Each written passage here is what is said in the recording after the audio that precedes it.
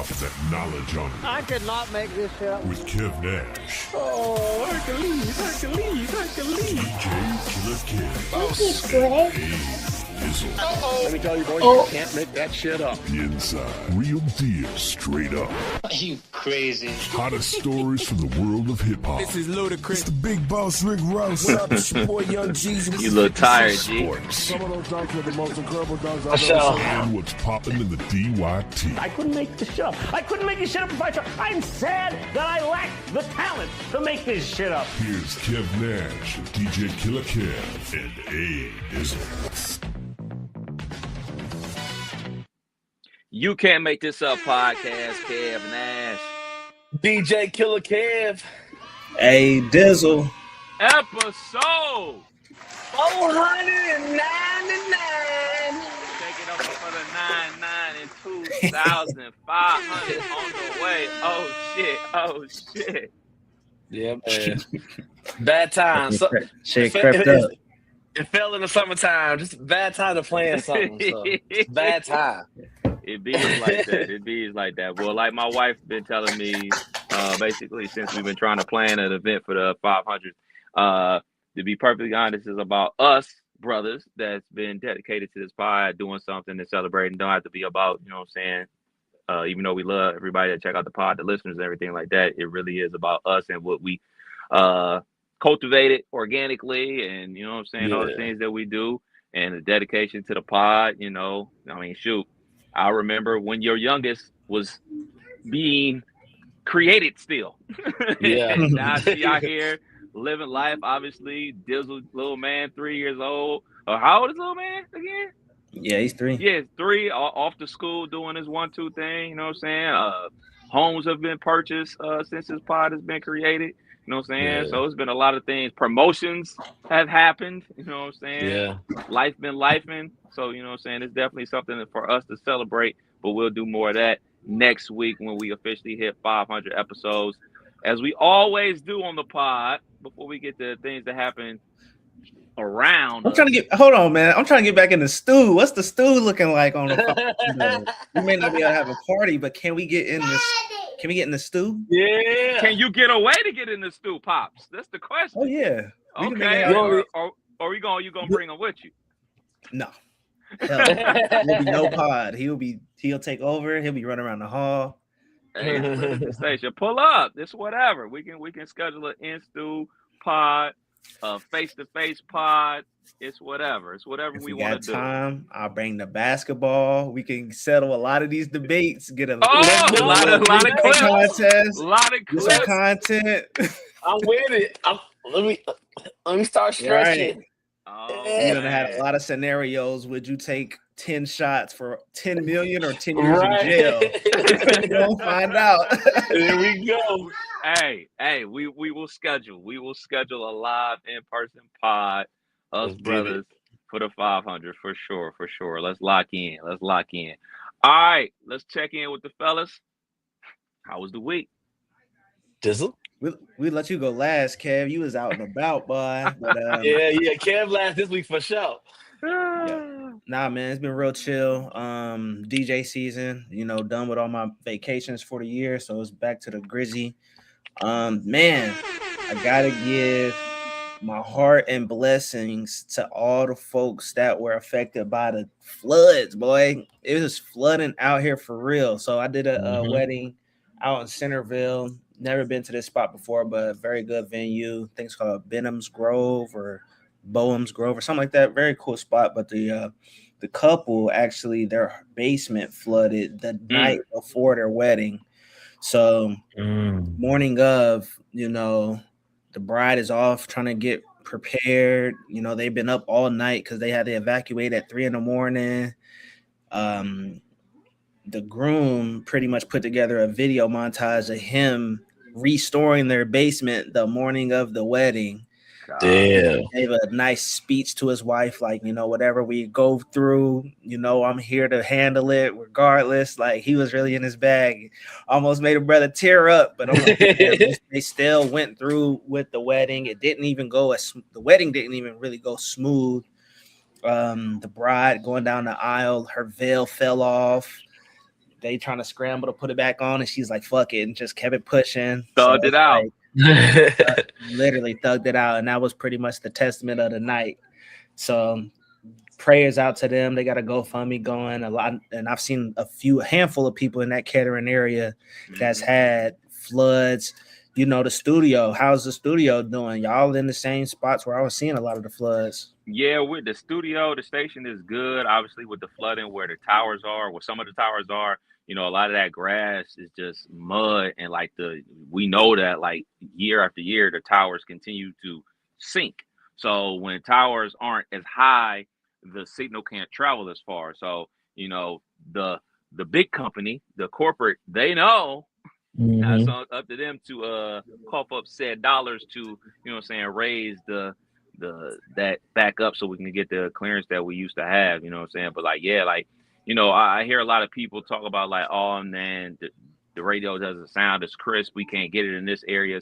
There's a lot of things that go into that. Obviously flooding is one thing where towers start to sink and stuff like that, but also, you know, population of trees affects signal strength. Also, you know what I'm saying, is something else that one of our corporate engineers was explaining to me when he was here. Is like, well, you know, yeah, there's some deterioration in how, you know, traditional radio sounds, but it also has to do with how people consume, you know, their radio now. You know, so many people have HD radio and satellite radio and stuff like that. So the sound is like that, so crisp and clear. He basically broke it down to like, hey, you go home, you go watch a TV today. Now, think back to when you used to watch TV on a bubble back TV. In your mind, oh man, it's beautiful. But you pull up some shit on YouTube and it shows you exactly what you was looking at. It's the same thing, but sight and sound are two totally different things to try to explain to people, because you can actually visibly see the deterioration of TVs or the technical advances as TVs, but in audio, it's hard to explain that to people because, you know, there's just different ways of checking things out now. But our homie Hooper, his car got flooded. He was dealing with that storm out there that hit. So yeah, the flooding was crazy. Crazy. So no, it's been, other than that, it's been chill. Y'all be like putting in the chat when the home be homing and you homeowner issues pop up. Like the rain is going ham, and I got a leak in my basement bathroom now, so I'm trying to figure that out. Oh Lord! Don't send no videos, Dizzle. Last time you had a geyser of a geyser going.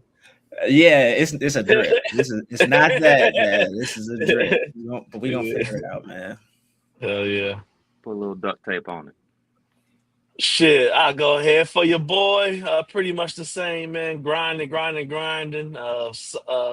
Fall semester started Monday. Back in school. 4 more classes. I pray for your boy. I got business law. I got business and management organization. I got Western civilization, and I got macroeconomics. That macro gonna be tough. Yeah. So yeah. I remember macroeconomics. I withdrew out of that right. I knew it was bad today when today was like syllabus day. It's going over the syllabus. But the tutor came in and gave 15-minute talk about all he offers for macro and like the hours of Zoom calls he does per week. And I'm like, I'm about to be involved because it sounds like it's going to be one of those you can't miss a day. But other than that, man, same as Dizzle, big DJ schedule going.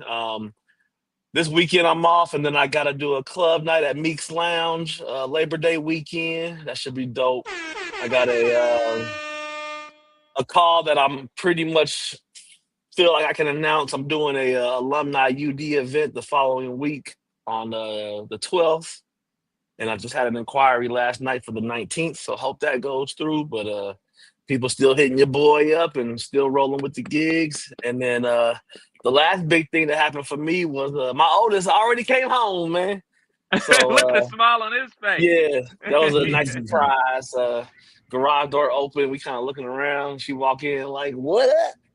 And her boyfriend's little sister had a birthday. She came home, spent some time with them, and then came and chilled with us for a couple hours, had dinner, and then went on back. So Dope to see her. She started class Monday, so Did she leave with snacks and essentials?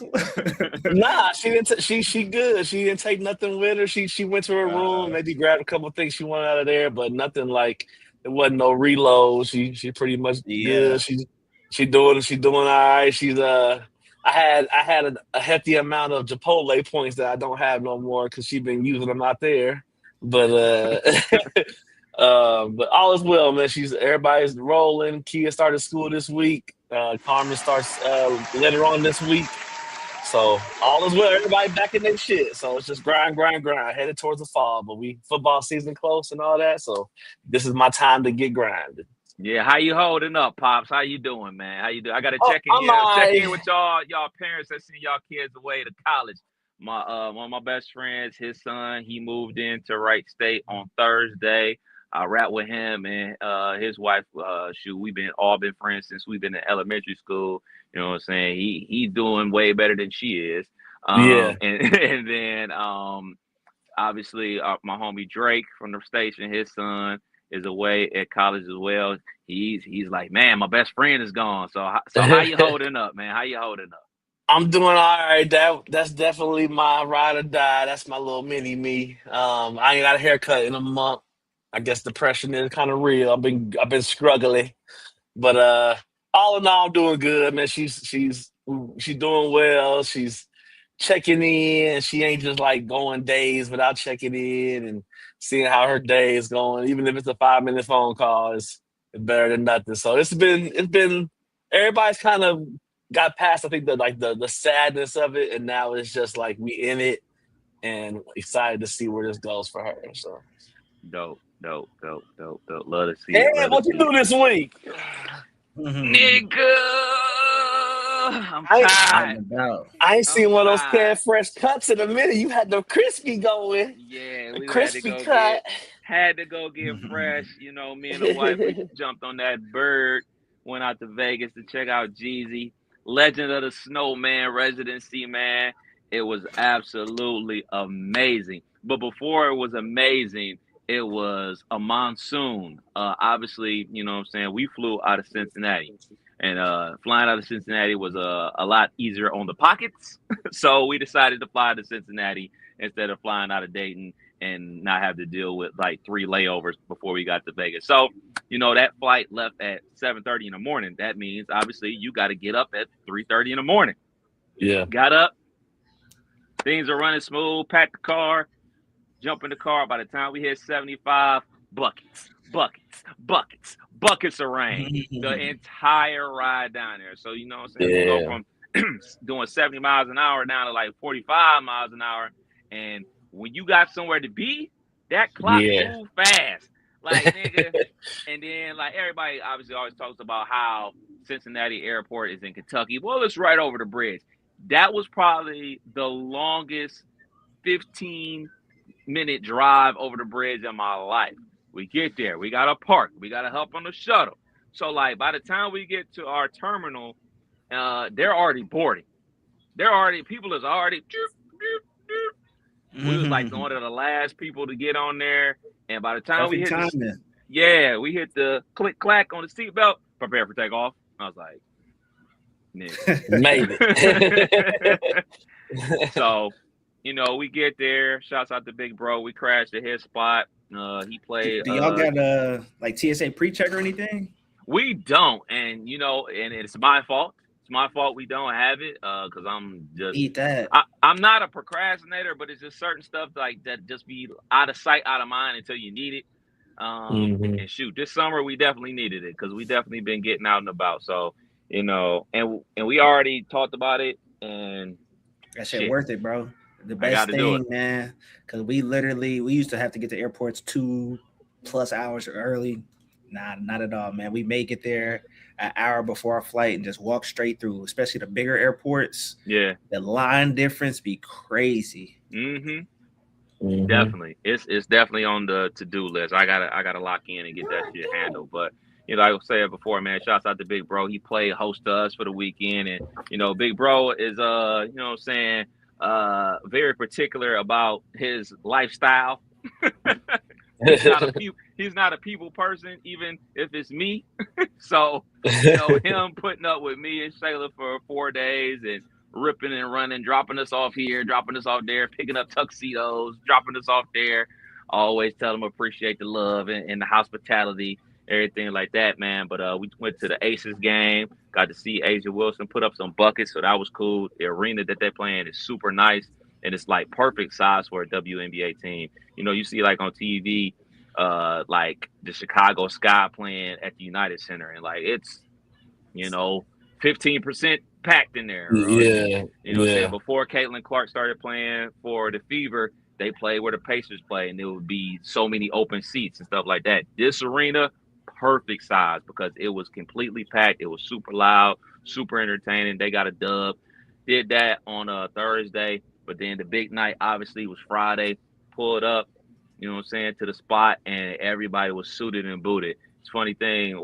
The wife and I were walking to the show or whatever inside of one of the casinos, and this one lady came up on us like, "Hey, where are you guys going? Everybody looks so good." It's like a concert.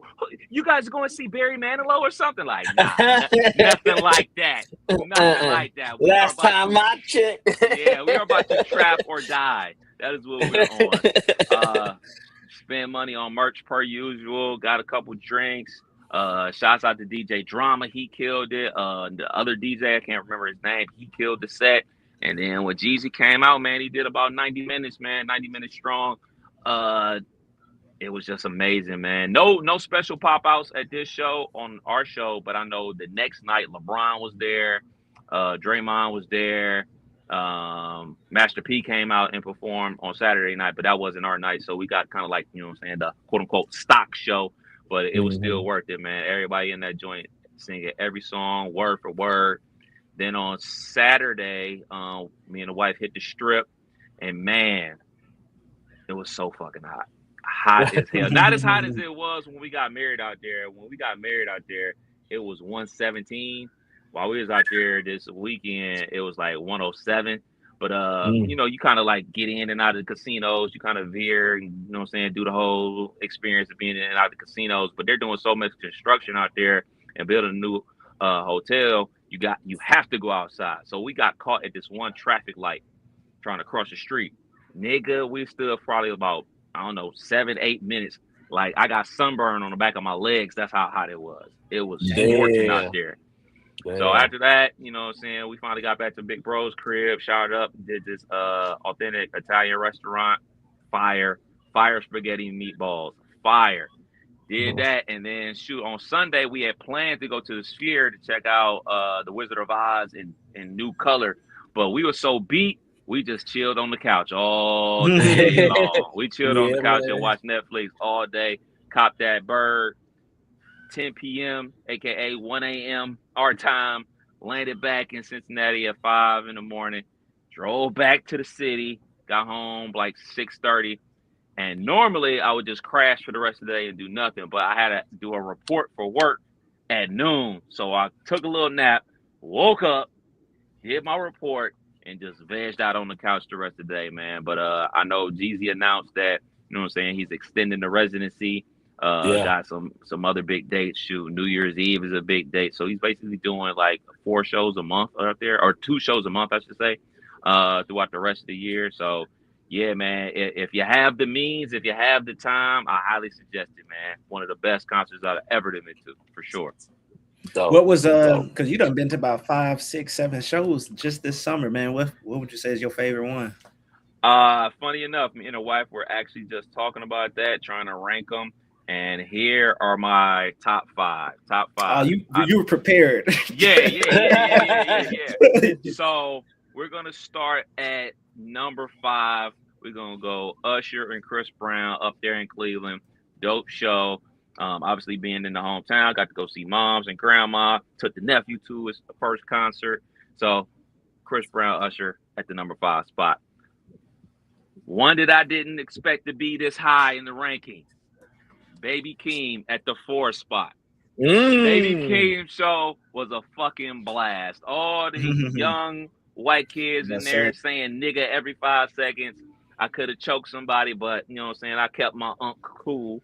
So, but the show was fire. He killed it. The energy was dope, and I really love that album. So he basically did that entire album. So I know all those songs. So sneaky, Baby Keem at 4. At the 3 spot, we go to J. Cole. Trip to Chicago was amazing. I spent way too much money in Chicago. It was the first time I've ever budgeted for a trip and went over budget. So yeah, Chicago owes me nothing. J. Cole owes me nothing. J. Cole at the 3 spot.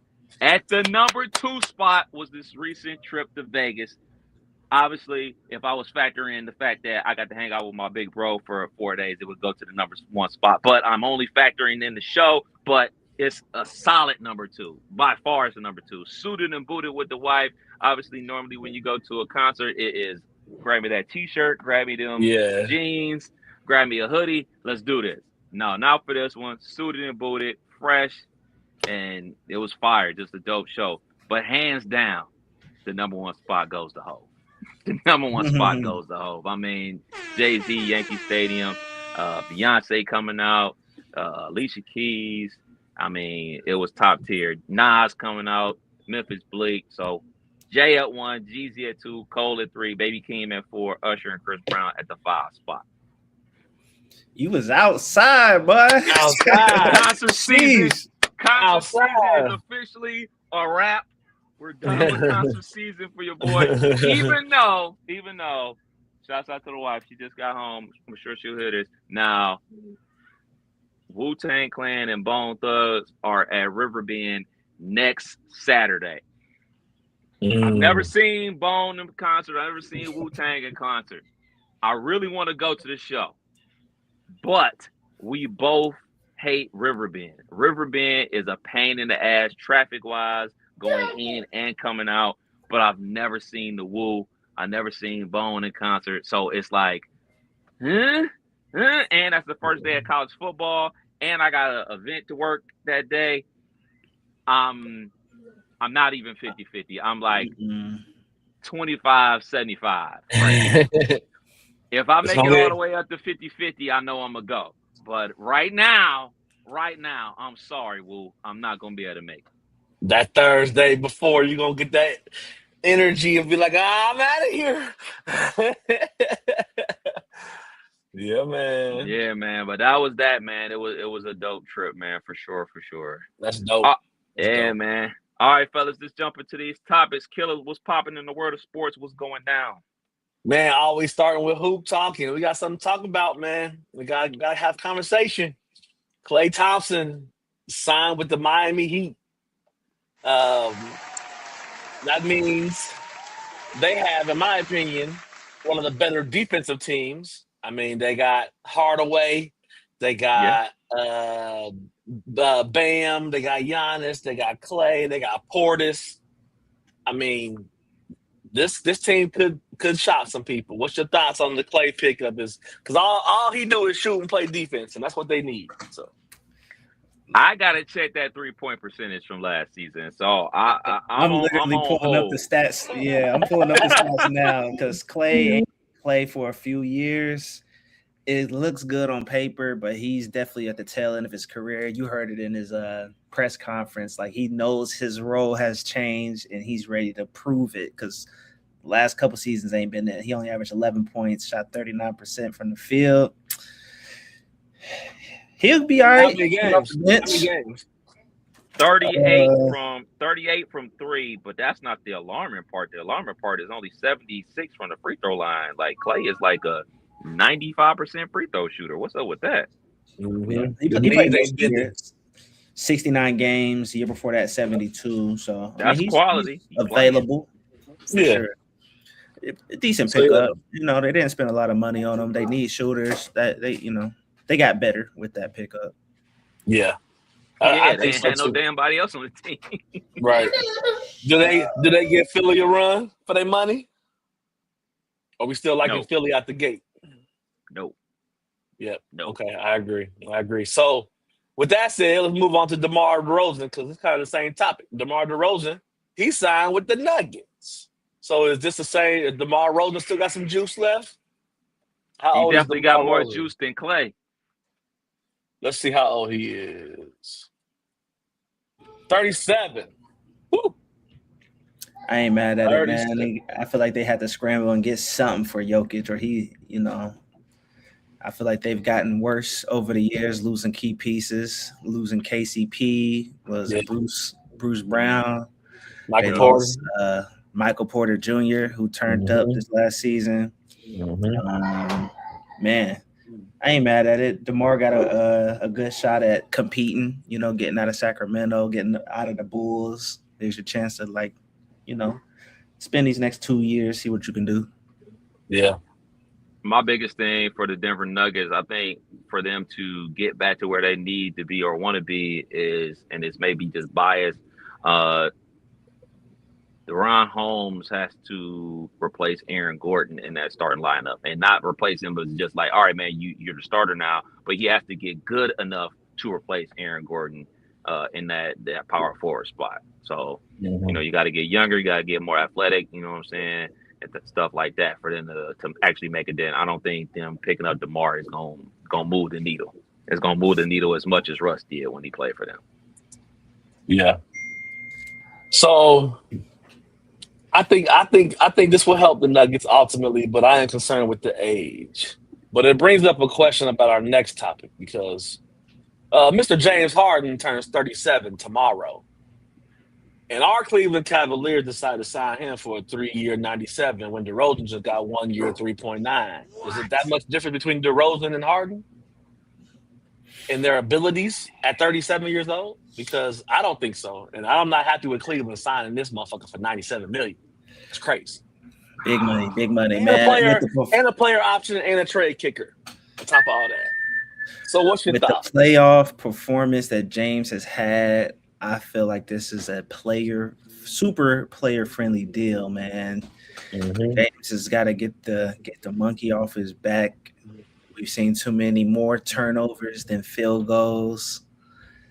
And I like James Harden, but just not at that price.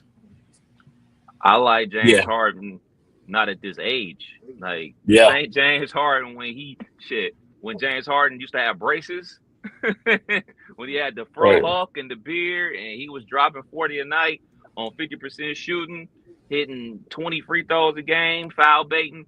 I'll take that James Harden, but this James Harden that can't draw fouls, that can't hit step back crazy threes, man, I'm good. And shouts out to him. Respect for getting the bag, but I don't want you on my team. I never did. Yeah, especially not 37, 38, 39 years old, getting this kind of money. That's crazy. Sign some Cleveland shit, unfortunately. I'm a fan too.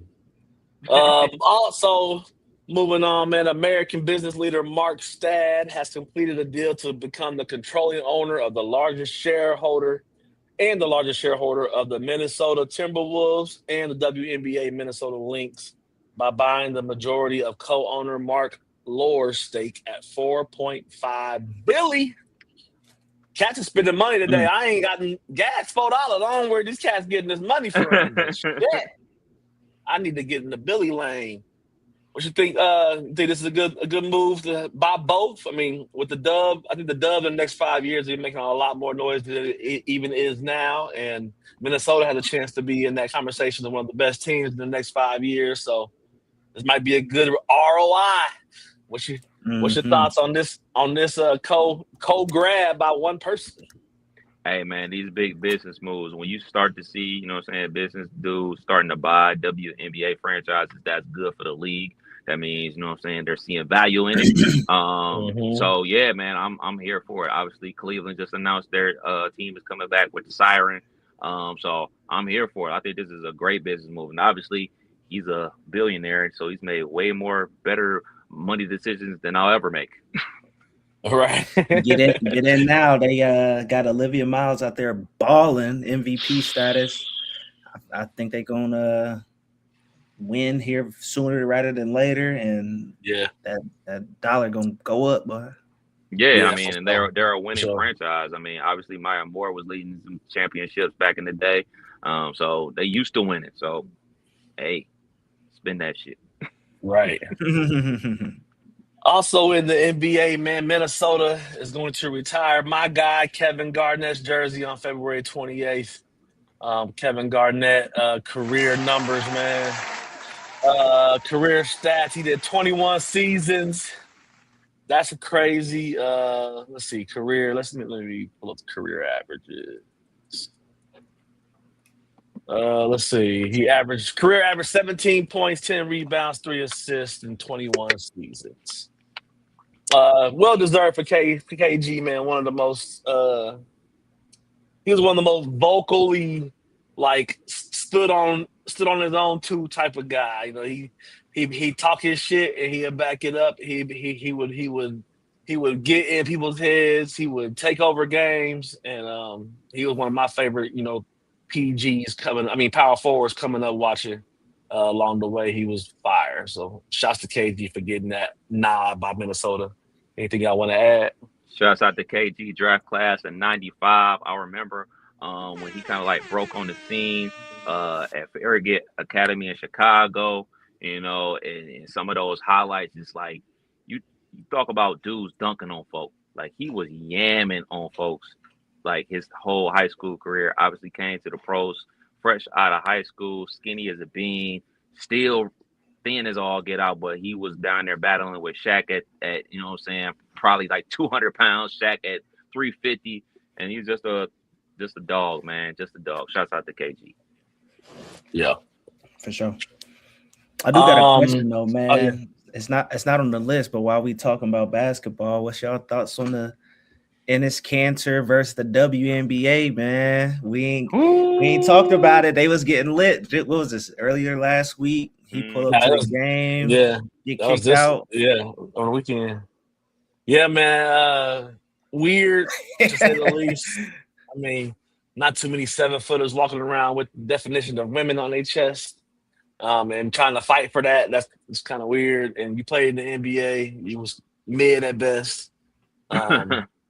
I think it's just weird all the way around. And I just saw right before the pod, Chicago Sky banned him from the arena after that incident. So he is banned now. So, I mean, I think he was shooting for that. He's shooting for the noise. He's shooting for a reason to find a law or a stature in place to try to fight for what he think he need to fight for. But I think this is just a whole bunch of BS. It's just trash.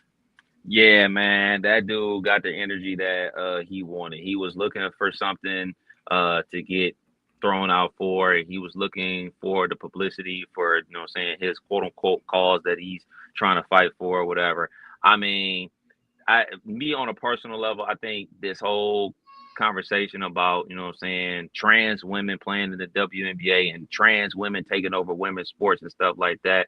I mean, if you actually look at the numbers, the trans population is like 2%.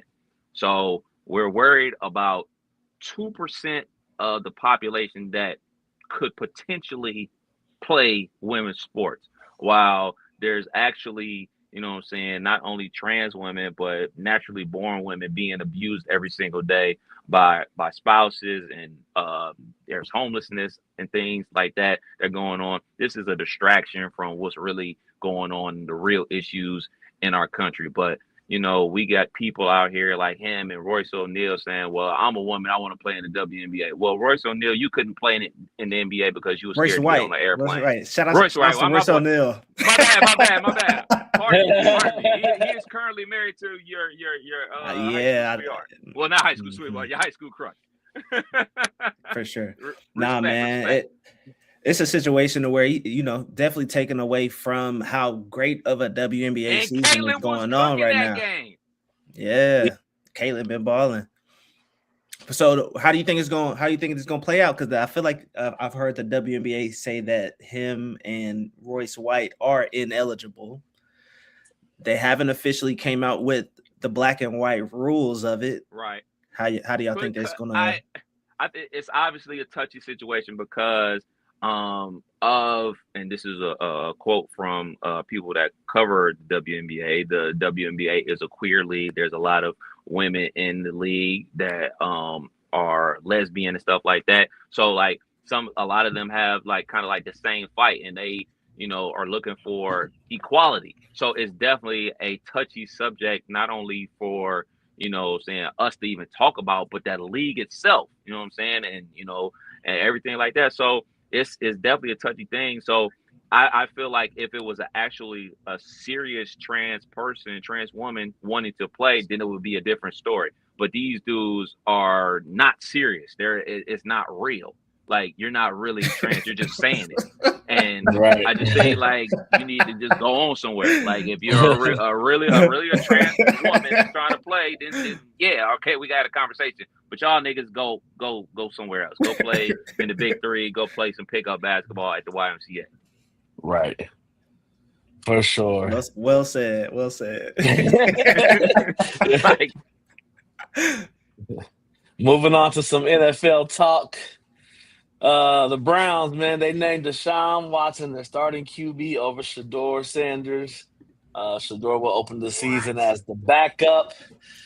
Pop quiz. How many total games has Deshaun Watson played under his contract? And his contract started in 2022. He is in his final year of his 5-year, $230 million contract. How many games? Yeesh. I'm going to say 19. Bizzle? I was gonna say 5, but since he went that high, I'm gonna go with 11. The correct answer, amazingly, is 19 games exactly. He has played. Where did I see that? He has played 6 games in 2022, missed 11 during his suspension. He played 6 games in 2023, missed the final 9 games after going season-ending shoulder surgery. 2024 played 7 games, suffered a torn Achilles in October, missing the final 10 games. Last year played 0. Currently, this year hasn't started, playing 0. Final question on the quiz, worth 3 times the points. Uh-oh. Out of those 19 games, what would you guess he has made in an average salary per start? Per start, 20 mil.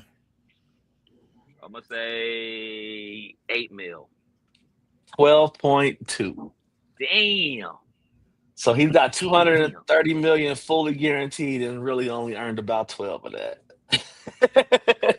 Crazy, man. So for the Browns, man, this has to be the right answer because I think he's owed like 46, they said this year. You can't put that on your bench. 46 million cannot be the backup. So I think that's the one and only true reason. I think Shador will have an opportunity. I think the boos will get loud. I think the injury bug, unfortunately for Deshaun Watson, is knocking on his door every time he plays football.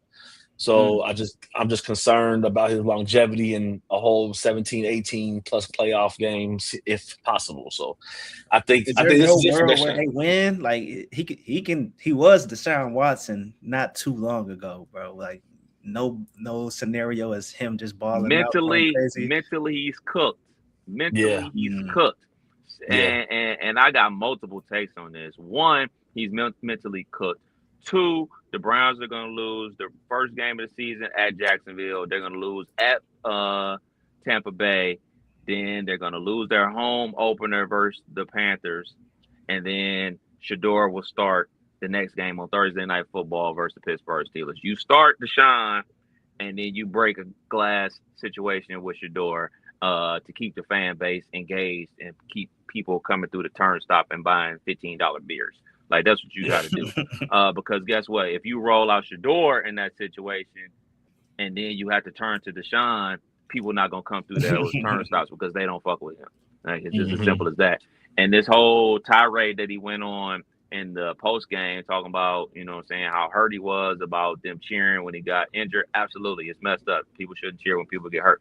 But, the end of the day is, man, and I say the royal we as fans, ultimately, we don't care if you're a scumbag as long as you play good football or good basketball. It's just a simple fact. It just comes down to that. My quarterback, Ben Roethlisberger, is a scumbag. But guess what? He was real good at football. So what did I do? I overlooked it.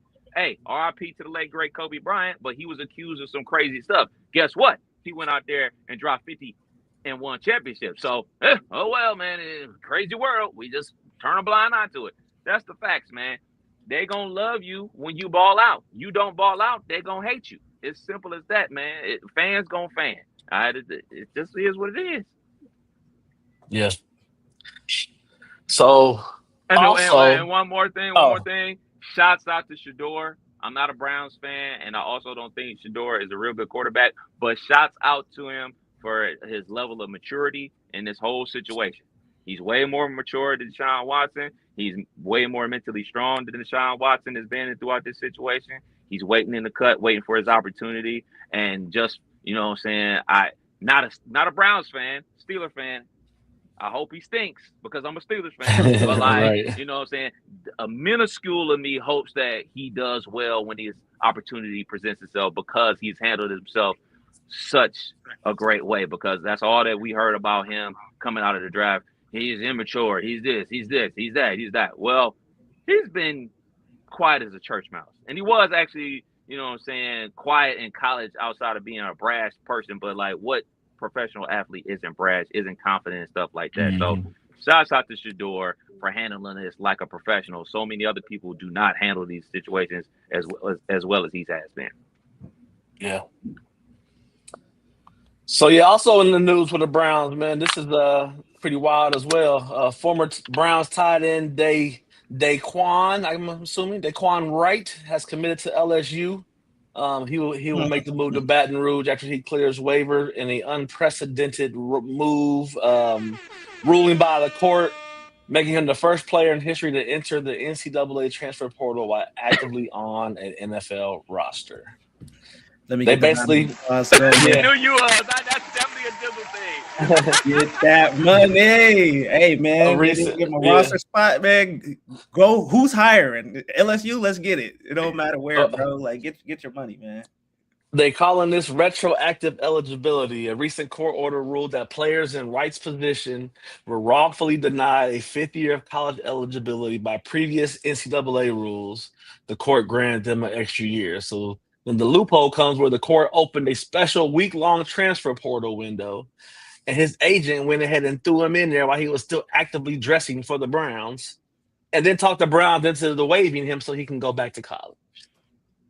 Round of applause, man. Of course his agent is. Of course Yeah. his agent is. He's about Shots to to get Drew. a cut. You about to get a cut of that mignon. Yeah. For the player, I ain't mad at the player. You know what I'm saying? It is what it is. As the overall situation, go get a fucking job, man.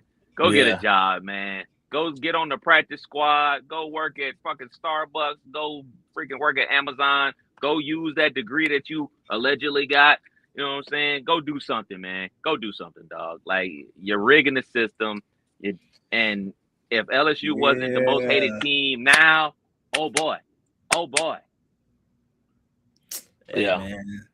They've been doing the players wrong for so many years, man. Let the players get back. Because they probably going to change the rules here soon anyways. Get in while you fit in. Yeah, it's only for this one class, allegedly, for now. You know what I'm saying? At some point, they're going to let me have eligibility and go back to college. Some shit like that. But, like, it's wild, man. These cats is wild, bro. Yeah. So,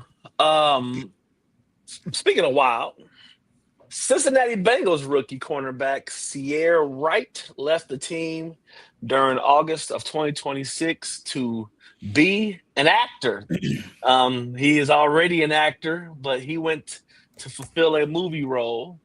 I wondered if he was gonna was this it? Like, he done playing football? And apparently, he just took a little exempt left the squad type of thing. So the Cincinnati placed him on the exempt left the squad list, and he'll step away to do this movie and come back to the team in October once filming wraps up, apparently. I had to look him up to see, like, man, to do all that, you must really believe in your acting.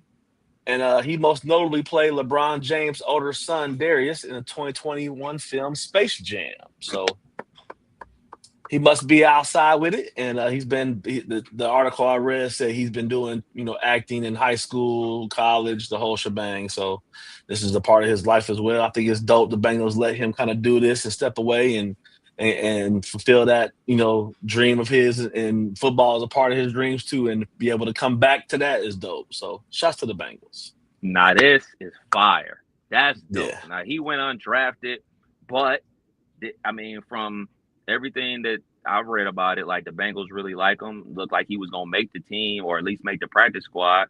So hey man, I love the fact that people are allowed to live out multiple dreams. Everybody isn't just born with like, oh, this is my singular focus. Like, hey man, it's a long life that you live. You got a lot of things you want to accomplish, and this opportunity presented itself. You better get in where you fit in. You know what I'm saying? And make it happen, because guess what?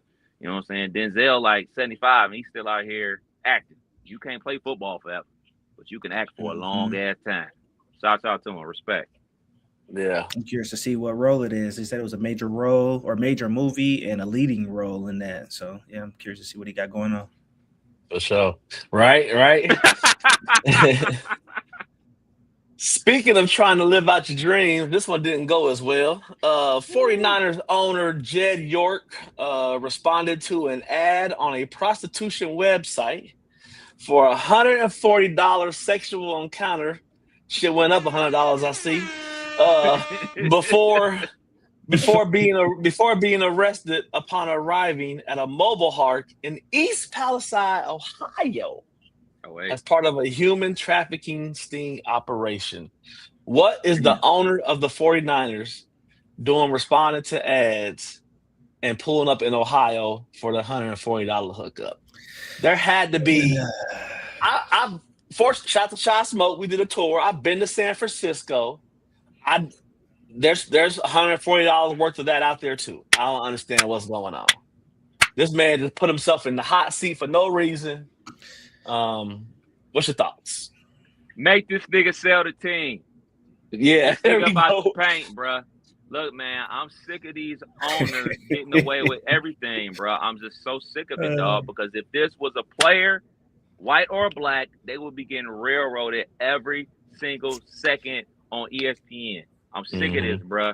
Like old boy for the Cardinals that worked, an executive for the Cardinals that we talked about, got caught, you know what I'm saying, gambling. A little slap on the wrist. All right, Billy, go back to your office. Nah, nigga. Hammer time these niggas, bro. Yeah. Hammer time, just like anybody else, dog. Get them out of here, boy. Freaky. Too freaky. That's what Deshaun Watson is saying. What the hell? Exactly. What happened with Robert Kraft? Wasn't he with some rub and tug situations? Yeah, man. On the blue diamonds and got one off, and you know what I'm saying? They pay that fee, or what happened with that? I think he got a fine or something like that. Like a fine to a billionaire. What? Yeah, what? Pay that fee and fade to black. I'm still rich. Yeah, man. That's crazy. Crazy. Killer Bets is not today. Been too busy. Dub already started. So we'll do Killer Bets at the 500. Appreciate it, bro. Appreciate it.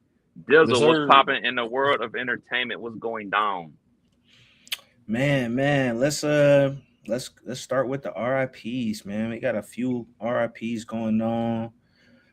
Dolly Parton, was that today? Yeah, Dolly Parton, we heard today, passed away at the age of 80, man.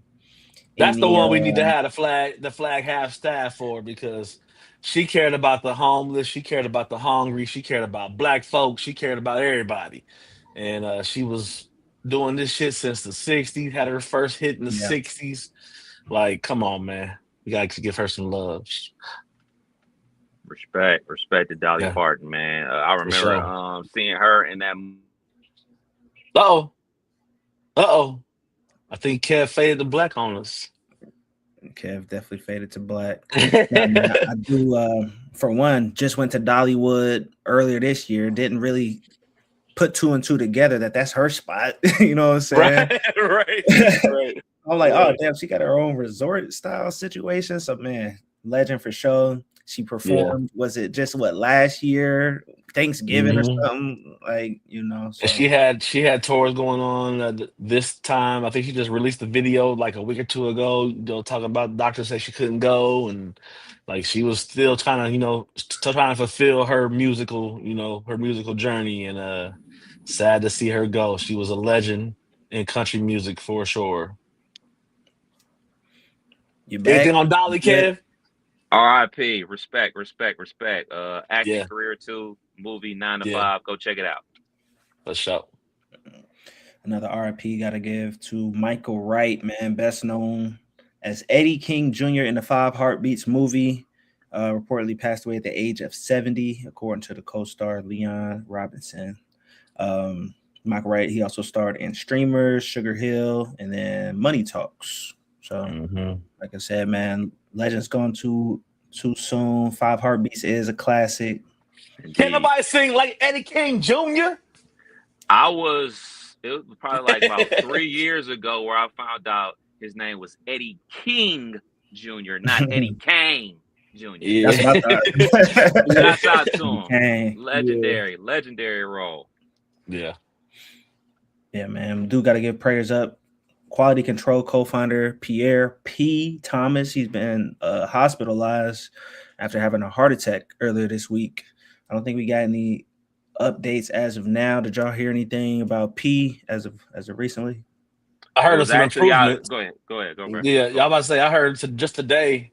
I was reading something about that, and it was saying that he's actually improving. Still got a long road of recovery ahead. Still battling, but not descending. So look like he's headed towards hopefully a functionable something, because it sounded like at first it was pretty scary. So. Yeah, for sure. Actually, it was out in Vegas that it happened. I know it was moms posting some stuff on social media and everything like that, going at some of the blog sites that reported that he had passed away, but he was still with us. And like Killer said, you know what I'm saying, making improvements, man. Prayers up for sure. Yes, sir. Yes, sir. Moving on, man. Let's talk about Chris Brown, man. His ex-housekeeper done came up, done hit a lick after getting attacked by his dog. She allegedly has won the right to collect a portion of his tour earnings, getting up there close to $13 million. Now, Shots to the added on Cincinnati date. Gotta get some more money. Yeah. Is that enough money? 13 mil? You get attacked by a dog? She got fucked up. She got fucked up. She got fucked up. Yeah. There's some permanent scarring on the face, bro. Like she got fucked up. I just not understanding why it's a part of his tour earnings as opposed to like, hey, you owe her this amount of money for pain and suffering and medical bills, and that's the end of it. Like I was trying to understand like why, like, or maybe he just ain't got it. You know what I'm saying? Right. To pay what he's, you know what I'm saying, allegedly owed. So like they're collecting off of the tour. So if you love C Breezy, better grab tickets down in the net. I'm about to say, why can't Chris, as an artist, if they wanted to attack the tour, why he could just go make that? Probably what he did. He probably went and made that 13 million up in extra dates. Like, okay, we'll just do a couple extra shows. And Usher like, cool, nigga. More money for me. Exactly. Exactly. Oh, you want to keep going? Cool, nigga. It's nothing. Yeah, staying in music. Let's talk about the versus battle that went down last week. We had Donnell Jones going up against Joe.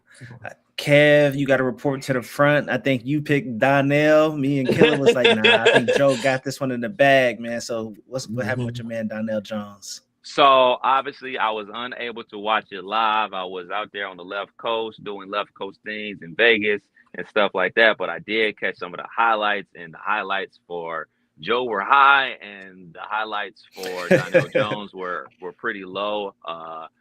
Allegedly wearing a girdle, not hitting the proper notes. Is that allegedly?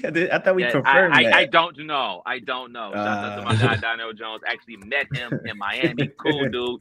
Still love that Where I Want to Be album. Still classic. Go listen to it. But you know, the biggest thing of all, in my humble opinion, is that 50 Cent, Curtis Jackson came out with the whole G Unit crew and performed with Joe. And once he did that, it was over.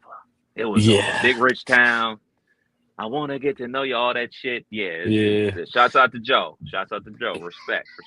Shouts to Big Rich Town verse 2, because even I have the song on my Serato, but I never let verse 2 go. So nice to hear verse 2 of that song. Never knew it was a verse 2. Right. And I like to bring up, not to toot my own horn too much, but I did make a bullet point about how that live performance was important, and Yeah. the internet was tearing his ass up with his live performance. They thought the mics was fucked up at first. Then you start realizing that it's been kind of written down in stone that he ain't the best of live performers. Everybody kind of loves the music a little more than the live performance side, and it just was one of those things where that happened in front of everybody. So it's Duly just, noted. Duly noted. yeah, yeah, right. Also, I know Jermaine Dupri has some stuff to say about verses in general, basically saying they should make it like kind of like a Kevin Hart / Dave Chappelle event where they lock away your phones, so the what I'm saying, performers can get that energy from the crowd as opposed to what I'm saying, people got their Yeah. phones up the whole night. So what I'm saying, I hope versus takes that into account or potentially takes that into account. But I mean, I get it, man. When people are out and about at concerts and stuff like that, you want to get your pics off, you want to get your videos off and stuff like that too. But like once I get mine, I'm normally locked in on the show. I don't. I think it was it was the Usher and Chris Brown show we went to. The people sitting next to us, they live streamed the whole show. The whole show. It's wild. Like you just paid $600 for tickets and you just on Facebook doing this for 2 hours. Doing it for the fans, man. Doing it for the people that couldn't be there. Buy a ticket, nigga. The problem with the verses was it was niggas on stage just glued to their phone. Like some of the people behind Donnell wasn't really tapped in. Why is it niggas on stage at an R&B show? On their phone. I don't know, hanging man. out. Right. Nah, nigga. Beat it, nigga. Well, knowing verses, we'll get a ladies shit. Right.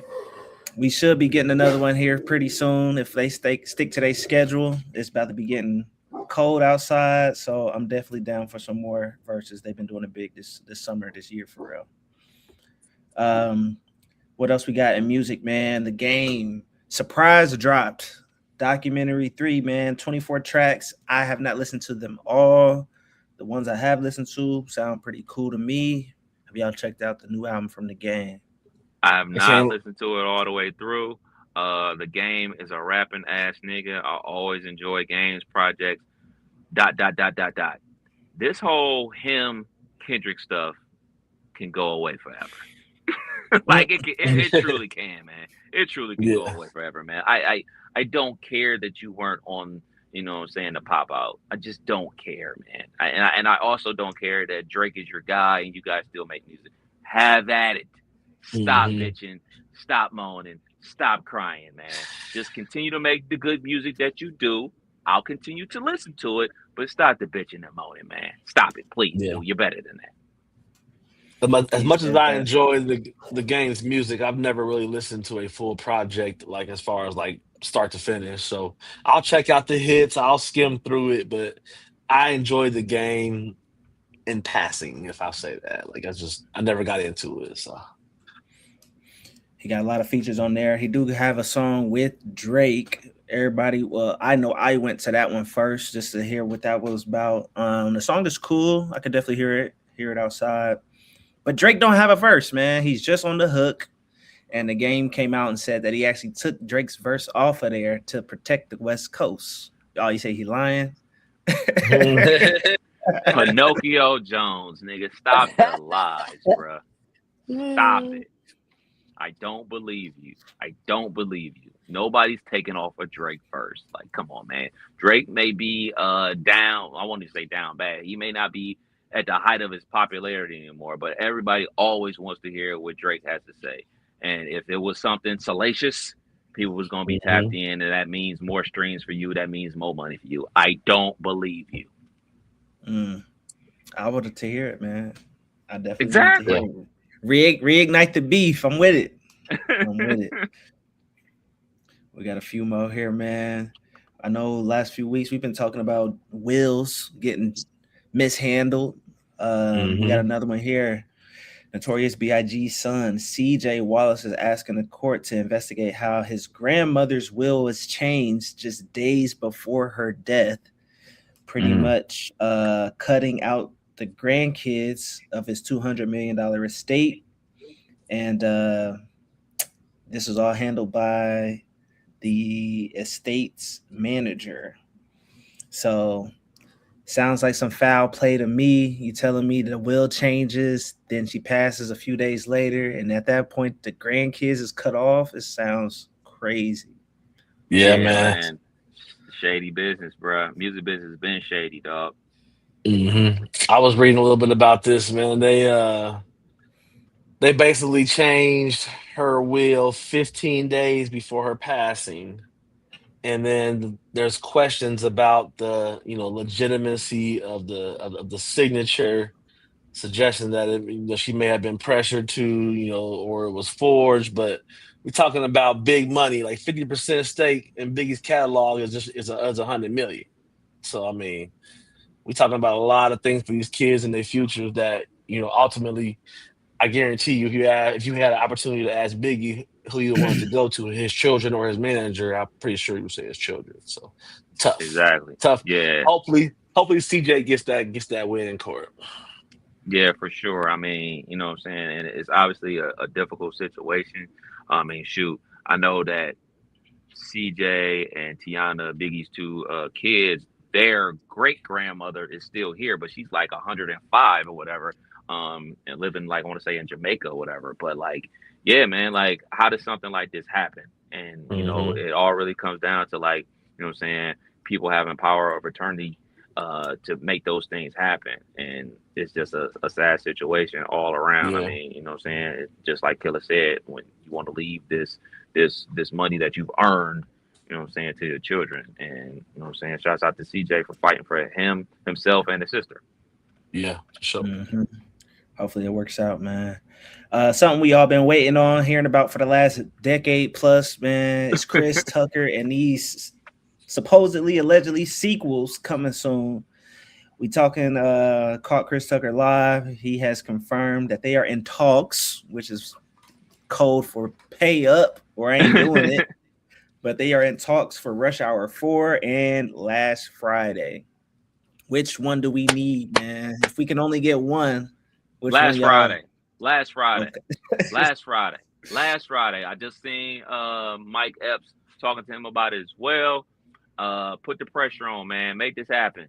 We need, I mean, obviously we know about all the legends we have lost from the Friday franchise, you know what I'm saying? Debo, aka Tiny Lister, and Yvette Williams, so many Pops, so many people have passed away throughout that great franchise, man. We need one more. Let's end it on a high note. Let's get all the players back in there and have a great movie, man. Because you gotta have Day Day and Smokey in a scene together. Come on, man. Come on. Let's make it happen. As much as I would like that, I think I'm leaning the other way with this. Okay. I think Friday was one of the movies on my list that I did not want to see a sequel to, along with Coming to America. Sequels are never better than the original, in my opinion. Now, Rush Hour. We talk about Rush Hour 4. We headed towards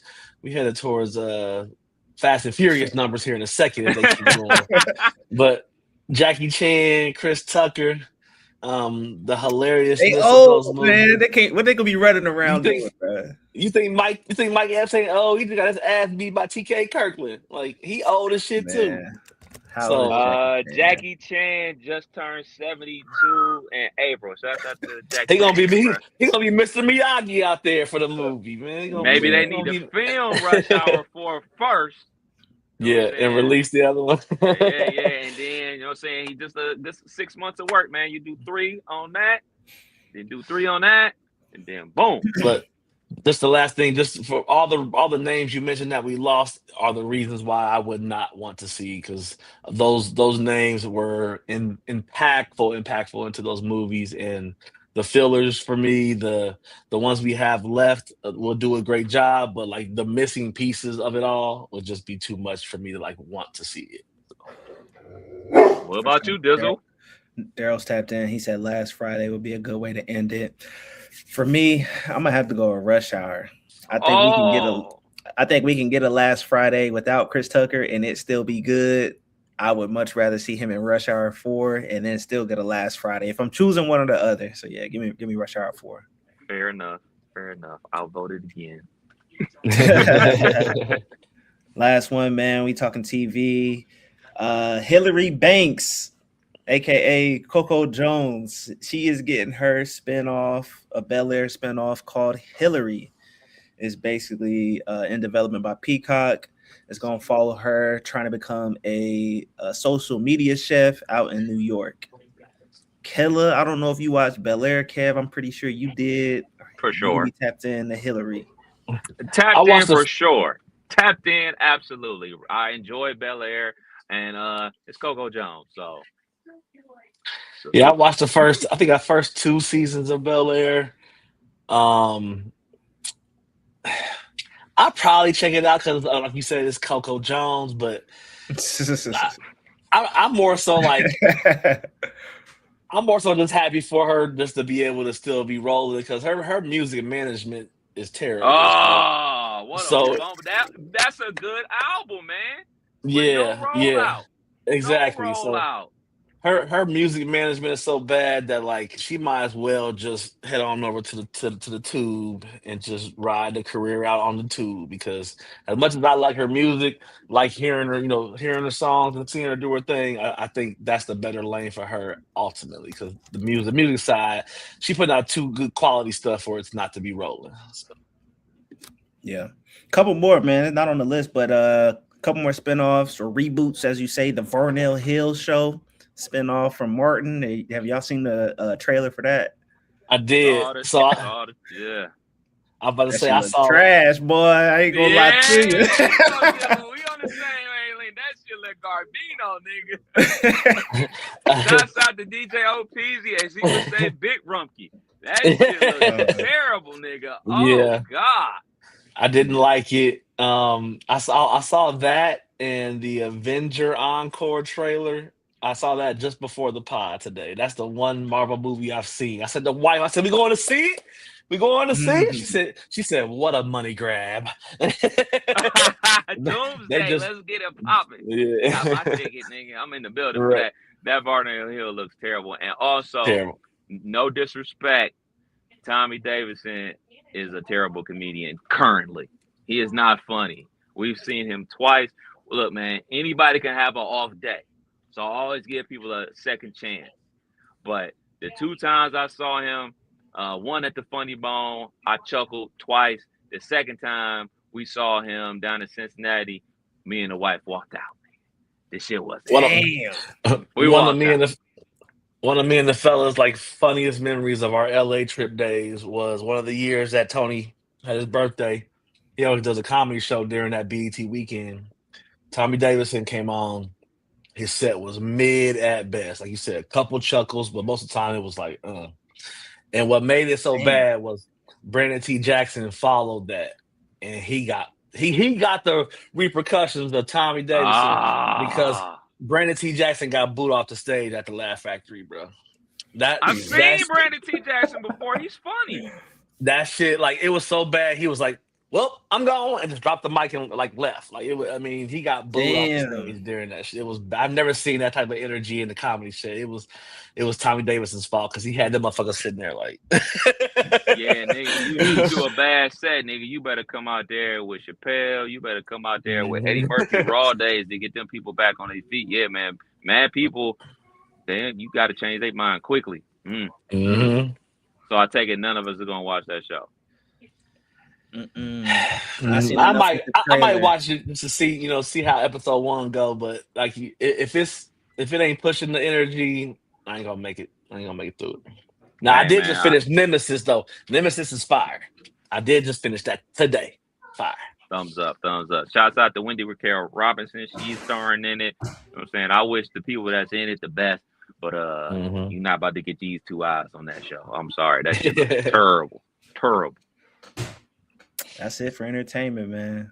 Okay, 2 quick hitters before we slide up out of here. I know everybody plays this game. Everybody loves this game. Uno is running a worldwide championship with a $50,000 prize and a WWE-style belt. Qualifiers can sign up on their website by the end of the month.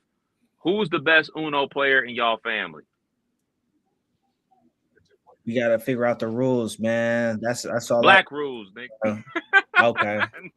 If that's the case, it's definitely myself. Maybe my wife. She gets busy, but the rules be changing every place I go. We play differently, so it's really hard to tell, man. I ain't gonna lie to you. They be making rules up on the spot, just based on what cars they got. So I need the official rule book laid out if we gonna be doing this. Has anybody ever read the rule book to Uno? I have, and it Really? be totally different. Yeah, they be saying you can't stack this on that, you can on this. Like sometimes it's like, all right, fuck the rules. Here's the rules. Do house rules. Yeah, house rules. Are the best rules. we not big on the Uno. I honestly haven't played Uno in 20 years. More of a spades, dominoes with the fellas type of vibes, but I bet the wife is pretty good at it. I'll probably say the wife. I'll reluctantly You play Uno? I'll reluctantly say the wife is a better Uno player than me. I changed mine to me. After I asked her if she played Uno, and she kind of stared at me for a second. So I'm gonna say me. Yeah, the wife is pretty good at Uno. She's pretty ruthless at Uno. She won't even let the nephew win. So shouts out to the wife. Last one before we slide up out of here. You know we got to get that video game update for college football 27. Dizzle was popping. I saw you had a user game today. I was unable to watch. What happened in your user game? We are officially in season 2. What's going down? I am currently 2-1. I lost my first user game. This will be my second loss to Florida International. He got a pretty good squad. Great defense. I came out slow, got down 21-0, and I'm almost about to like say, all right, man, let's throw in the towel, bro. But I never give up. Got it back to 15-21 with a chance to come back for the dub. Couldn't get a stop when I needed it. It was like 3 or 4 minutes left. Like I had an opportunity, and he just slow roasted me down the field. Ended the game, I think it was 28-15. So not a bad game, but I got to do better in the first half. I turned the ball over in the red zone. He stopped me on the 4th and 3. Like it's a bad performance from my guys. So we doing wind sprints all practice. My guys dropped 2 interceptions that could have been pick sixes, and they didn't recover a fumble when he was like in his 20-yard line. Like that was my chance to take the lead, but we got 2 more user games. I need to win both of them to stay in playoff contention. Well, I hope you don't win one of them because one of them is versus me. So yeah. And then the others against your brother. Is it? Okay. Ain't he San Diego State? Yeah. Y'all gotta send me that link. Because the last link I got is still edged in my memory. I need to get it out of my memory, kid. That 1 yard line shit is still in my memory. Oh, nigga. Tell me about it. My brother bring it up at least twice a week. Shit. Matter of fact, the off season happened while I was in Vegas, so I was kind of in it, kind of out of it. I was trying to log in on my phone. I actually was able to log into my brother's PlayStation to do a little something throughout the off season.